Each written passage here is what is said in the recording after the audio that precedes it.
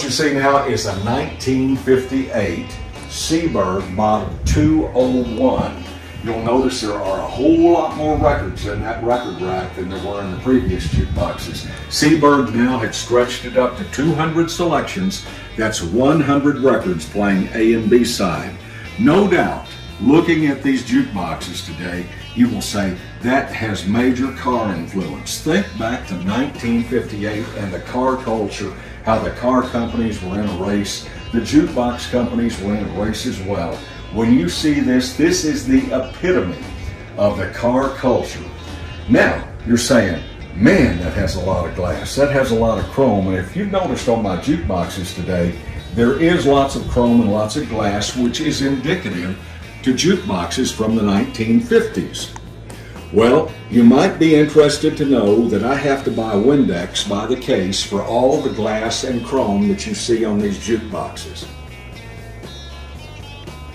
This jukebox actually came from Las Vegas, and I had it shipped in. A DJ buddy of mine, DJ Jake, out in Las Vegas, called me up one Saturday afternoon and said, "Joe, my next door neighbor wants to sell her jukebox. Would you like to buy it?" I get phone calls all the time, and I said, "Well, what is it, Jake?" He said, "I don't know. It's an old jukebox." I said, "Send me a picture of it and let me know how much she wants for it." He did. He sent it over the internet. I got it, and I almost broke my fingers punching in the keys saying sold, sold, sold, and within a week it was here in my collection. The Seaberg 1958 Model 201. Okay, we moved up to a 1954 Seaberg. As I said earlier, the Seabergs were the hot box to go to back in the 50s. 1954, 26,000 of these were produced, and this is thought to be the go-to box for 50s Seaberg collectors. Reason being, it had 3 speakers across the front and 1 speaker on each side. It was truly a high-fidelity box. Special interest will be for you people that like high-powered amplifiers. These jukeboxes of the 50s only had about 22 to 25 watts of power.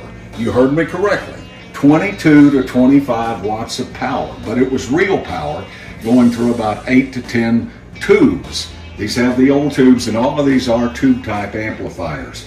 I know you've tuned in wanting to see the collection I have, but I'm sure that you would also like to hear some of the high fidelity of this Seaberg Model R.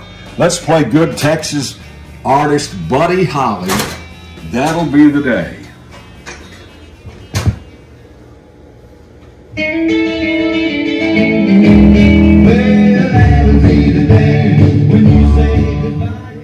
Good West Texas boy, Buddy Holly, that'll be the day, on a 1954 Seaberg Model R jukebox.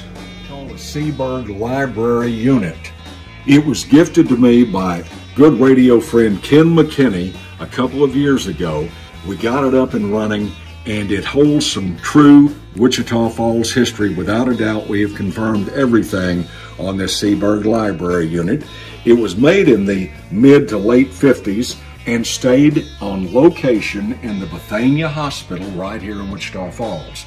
If you're an older person that went to Bethania, which is now the regional hospital, United Regional, back in the old days, they had this mounted in the wall there in the lobby as you came into the hospital. You no doubt, if you went to Bethania back in the 50s into the early 70s, you would have walked by this unit. It was basically a Muzak type machine using records, 100 records, 200 selections, and as you see, all the little levers and pins could be programmed to the playback for this unit. So you could actually have Christmas records on it 12 months out of the year, but switch the levers to the down position and they wouldn't play long about November. Then you could put them in the play position so you would never have to take the records off.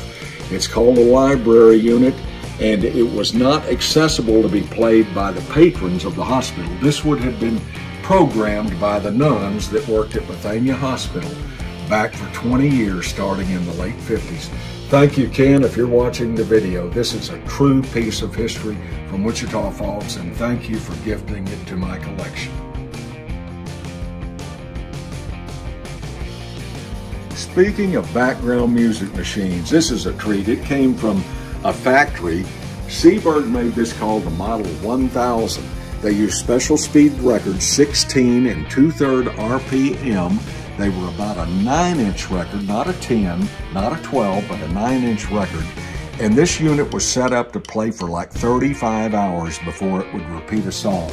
You will notice how slow the record turns. You'll see the tone arm is playing the underneath side of the record. Once that side completes playing, the record drops down. This is a mechanical marble writer. Watch that. Moves over and plays the top side of the record and continues to play. One of the important things on this one, needles are very, very, very hard to find, and I'm very happy to say that I do have a backup pair of needles if I ever need them. This is your Seeburg 1000 background music machine. Probably came from the 1950s all the way. They made them all through the decade of the 60s. This is a little unit made in 1950 by the Ristow brothers out of Appleton, Wisconsin. They named the company Ristocraft, a play off of their name, Ristow Craft. This is a special little unit in the sense that it was kind of a poor man's jukebox. A lot of little soda shops, donut shops, whatever, didn't have room to put in a full-size jukebox, so Ristow brothers come up with this Ristocraft to put into venues that only has a little tiny counter. As you can see, it doesn't take up much room. This unit sold in 1950 for about $200. Back then, you could set it to play 2 songs for a nickel, which was a bargain, or 1 song for a nickel, still a bargain. Now, the thing to keep in mind is you have no selector buttons anywhere on this jukebox. So you put your money in, and whatever song that needle is setting on right now is the song you hear. Now, I can only imagine that teenagers would come in, jerk their neck around to see if they wanted to spend a nickel on the song that the needle was currently setting on, and if they liked it, they might put in a nickel. And we will play a very appropriate song for you on the 1950 Aristocrat. 1 nickel in.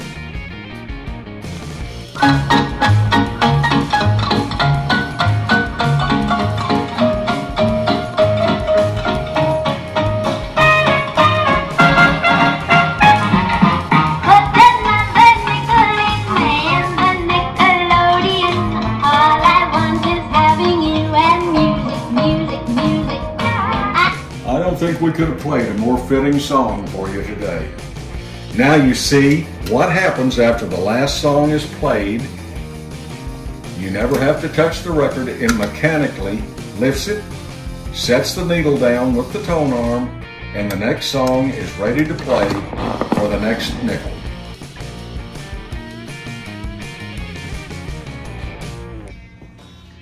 Latest addition to the Mad Martin Jukebox Museum. It is a 1958 AMI 100 Select jukebox, of course high fidelity. This jukebox has special meaning to me because it was gifted to me by a friend here in Wichita Falls named Cooper. He brought it to me a 1.5 years ago, and it was in pretty heavy disrepair, but as you see it today, it is really, really a showpiece, and I'm very proud and thankful that Cooper gifted me this 1958 model AMI iModel 100 Select.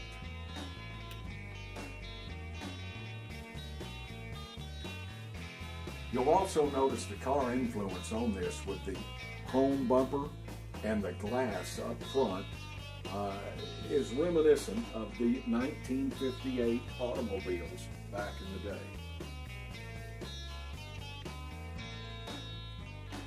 Most people past the age of 60 think about a jukebox. This is the one that comes to their mind.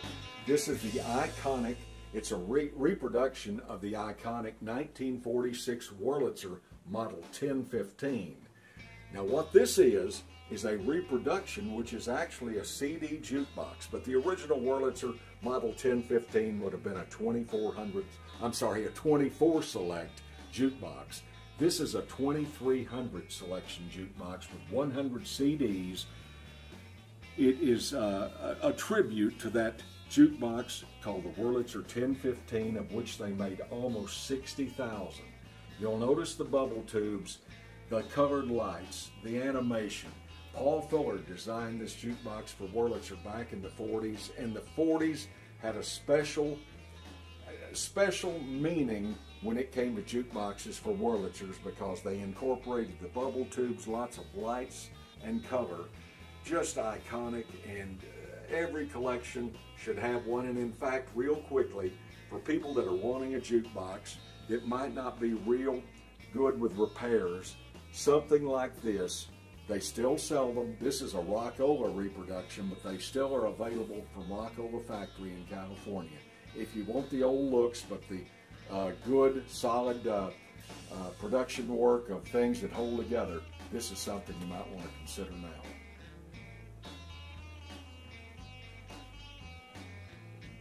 Hey, rock and roll fans that are into nostalgia, we've got a real treat for you right here. It's a 1961 AMI Model Continental 200 selection jukebox. Estimated production was right under 4,000, making it pretty rare for back in 1961. One thing to keep in mind, that these jukeboxes back in those days sold for somewhere between $1,200 and $1,500 a piece, which was a lot of money 60 years ago. It took a long time of nickels and dimes to recoup your money. But this is a real special jukebox that has been collectible in the United States as well as overseas for the last number of years. But even more importantly, this jukebox has Wichita Falls history. It was bought right here in Wichita Falls, North Texas, and it is reported that it possibly ran at the Tradewinds Motor Hotel bar that was upstairs over the dining room at the Tradewinds back in the 60s. The Tradewinds, of course, was a brand new hotel, probably the most luxurious in town, and it is reported that this jukebox had run for a while. You will notice on the business card that we have right here that this card was actually found in the jukebox. So at one time, Paul's Music had this jukebox out on location. Now, a lot of you may wonder, why did locations allow jukeboxes to be brought in? Well, it was to make money. The vending companies were making money, and they were splitting the money with the location where the jukebox was put. And oftentimes the split was 50-50, but if it was a real good venue that had lots of money being made on the jukebox, maybe like a truck stop that the jukebox could have been going 20 hours out of the day, they might have done a different split, a 60-40 split. But that's just a little behind the scenes as to the way the money deal went down. But here again, when you had to buy the records and pay for the equipment and pay for someone to repair the equipment, a nickel and a dime at a time took a while to recoup your money. This is a Continental made by AMI. The year was 1961. Estimated production, 3,925. Well, as we're kind of winding down now on the showing of the jukeboxes from my collection, this is a Model 220 made by Seeburg in 1959. The significance of this jukebox is it was Seeburg's very first stereo jukebox. That's why you see Channel 1, Channel 2. It was indeed true stereo. The cartridges, the needles were all different than what they'd used before. But as the 50s were winding down in 1959, Seeburg decided that they wanted to have a stereo jukebox out there. And this one is a fan favorite from those that like to collect the 50s into the 60s jukebox. Seeburg did a great job with this. The other companies also had their stereo boxes, but this one was a fan favorite. The Seeburg 1959 Model 220. Of special note, they also made a 160 selection version, which was called the 222. And if you missed it earlier, again, a jukebox like this in 1959 would have cost about $1,300 to $1,400. In other words, two of those jukeboxes would have bought you a brand new Chevrolet back in the day, and you'd still have a little money to take your date out. The 1959 Seeburg Model 220. This actually is one of my newest jukeboxes, and it's 61 years old, believe it or not. It's a Rockola Model 1494. 1962 was the year. 100 selection jukebox with 50 records. Estimated production was only 1,900. In the grand scheme of things, relatively low production. The most interesting fact about this jukebox is it was actually made to hang on the wall. In the profession, we call these wall hangers. But you will notice it's setting on a stand that I had custom made at 185 pounds. I was not going to mount this on my wall. It's got 2 speakers in it. It's got a tremendous little sound made by Rockola. The year was 1961, and the model again is a 1494 Rockola.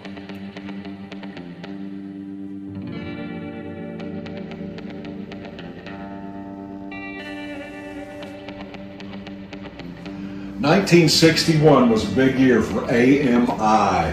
They made this lyric model, kind of a unique box. Let's go back some 60 years ago.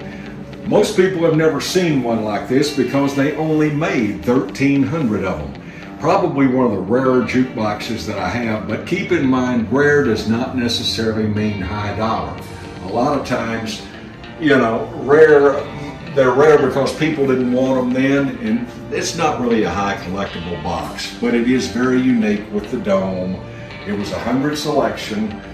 It's the lyric by AMI from 1961. Now this box has special Wichita Falls significance as we are featuring local artist Dan Kincaid doing Big Blue Diamonds. It took me 5 years to find that. I understand Dan lives out near K-May. I may have used to live over in Iowa Park. He's got family in the area, and that was a tremendous song that he did, a cover version by others, but Big Blue Diamonds, Dan Kincaid. Scrolling down there, we see Hot Dang Mustang, Don Alexander. He was the newsman at TV3. Ben Strickland was also in the band. Jerry Vandiver. If you're an old-time Wichita Falls person that was owning a business back in those days, you no doubt would know those people. They formed their own band called Don Alexander and the Greats. Moving on down there, we see that Joe Carson had family right here in town. J.M. Carson, of course, was his brother that owned several clubs. You'll see one on there, Mac McCrae. Mac and Billy McCrae owned Guys and Dolls Club for years here in Wichita Falls. That cut called Short Crazy. You'll remember Mac was a country western artist, but that is a 50s sound rockabilly tune that probably was very unusual for Mac to be playing rockabilly, but I have to assume that was early in his career. I know for a fact that he does have family here in town. They have been in contact with me over the years. I believe he's got some daughter-in-law that may have been or is a realtor here in town. But they are well known, the McCraes, without a doubt. Talk to someone my age, everybody would know what Guys and Dolls was. Don Cherry, oh my word, Don Cherry. Graduated Old High around 1945, went on to do big things. Out in Las Vegas, he was extremely well known. The song that you see there that Don is doing, Band of Gold, went high on the charts. He later became a professional golfer and would often come back to Wichita Falls, and I think until recently he still had family living here in Wichita Falls. Bill Mack, what can I say? You know, Radio Man, All Night Truckers Show. Bill Mack, the song you see there, Blue, is the one that was written for Bill, by Bill, in 1959, first recorded at Nesman Studio here in Wichita Falls. You've heard the story that he wrote the song for Patsy Cline. That is not true. Bill has gone on records many times. He did not write it for Patsy Cline, but remember in the 90s, Leanne Rimes had the hit version of Blue. If you've never heard the song Bill Mack doing Blue, go on YouTube and listen to it. Bill's almost doing a little yodeling. And let's wrap it up there with another local group. Miller Brothers may not ring a bell to you, but I bet you've heard of Sam Gibbs Music. Sam and his brother, Leon, there may have been others in the group. They own the MB Corral here in Wichita Falls.